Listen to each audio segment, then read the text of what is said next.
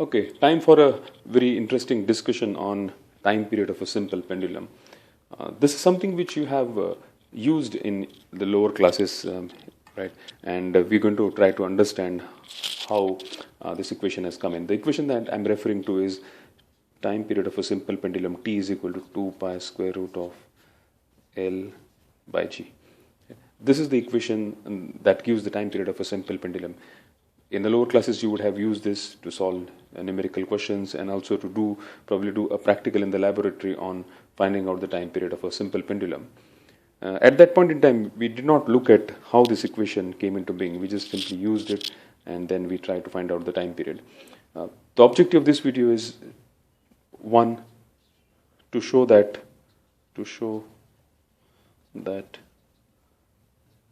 the motion of a simple pendulum is SHM, a simple harmonic motion. That's one.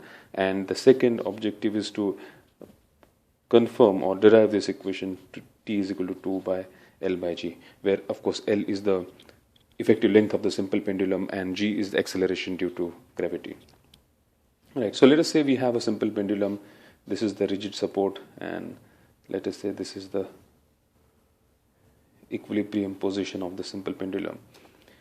So it is in its equilibrium position, and let us say we apply a disturbing force onto this, so it will start moving in this direction, and let us say it turns through an angle theta and comes in this particular position. It turns through an angle theta. Let us say the effective length of the pendulum, of course, is L, and the mass of the simple pendulum is mass is equal to m.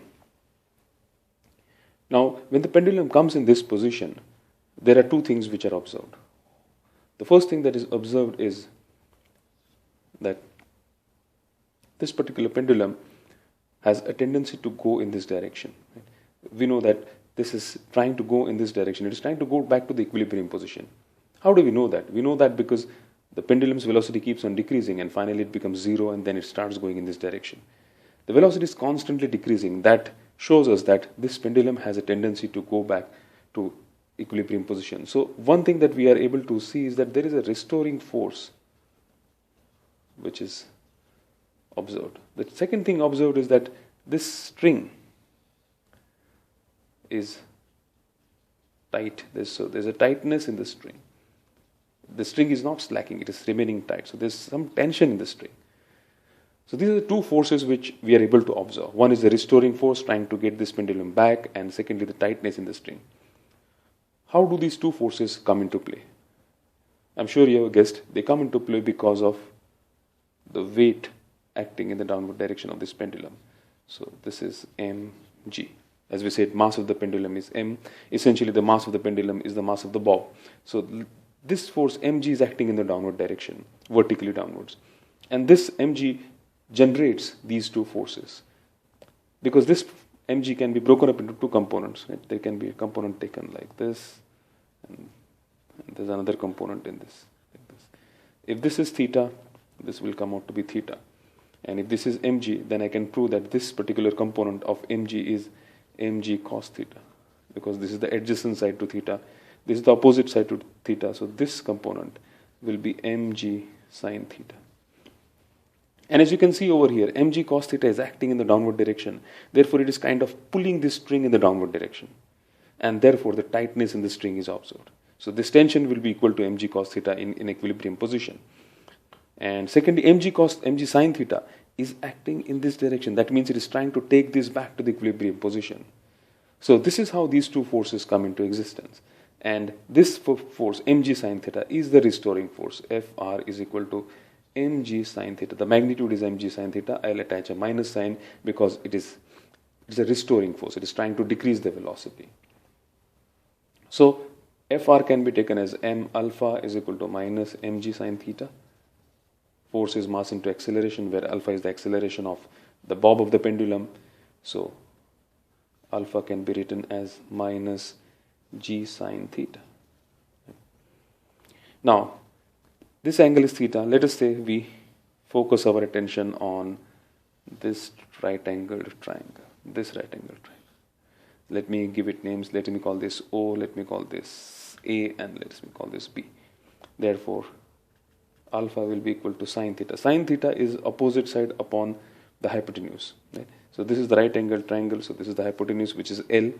What is the opposite side? Opposite side is AB. Now AB is the displacement from the mean position. So this can be taken as displacement. And displacement, I will use the symbol X, say for example. X represents displacement from the mean position upon hypotenuse, which will be equal to L. Therefore, alpha is equal to minus G upon L X.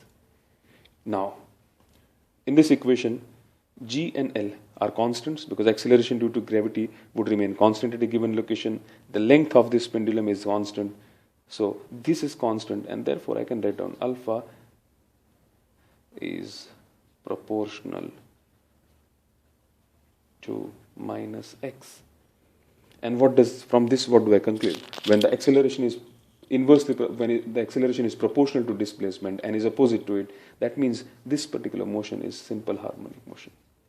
This was the essential condition for simple harmonic motion. So thus I have proved that the motion of simple pendulum is simple harmonic motion because acceleration is proportional to minus x minus displacement. Okay, let me now go to the second part. Let us rearrange this equation. Let me rewrite over here. Alpha is equal to minus G upon L into x. Therefore, x upon alpha will be minus L by G. Now, when we discussed simple harmonic motion, we had proven that the time period of simple harmonic motion is 2 pi square root of displacement upon acceleration. If you don't recall this, refer to a previous video on simple harmonic motion. There we have got this equation. So T will be equal to 2 pi displacement upon acceleration. This will be x upon alpha, and x upon alpha is L upon G. Let me rewrite x upon alpha is equal to 2 pi into x upon alpha is L by G. Now I'll ignore the minus sign because the minus sign only indicates that the direction of acceleration and displacement are opposite. And time is a scalar quantity, so I will not worry about the minus sign. That is not going to change the value of periodic time. So I'll simply write x upon alpha is L by G. And thereby I come to this equation, T is equal to 2 pi square root of L by G. Right, so we have achieved both this objective. Final thing that we need to remember about this is that the value of theta has to be small, say for example between 5 degrees to 10 degrees for us to be able to use this equation. If the value of theta increases, that means the amplitude goes very high. This does not hold good. So this is applicable only for smaller values of theta, maybe between 5 degrees to 10 degrees. Thank you.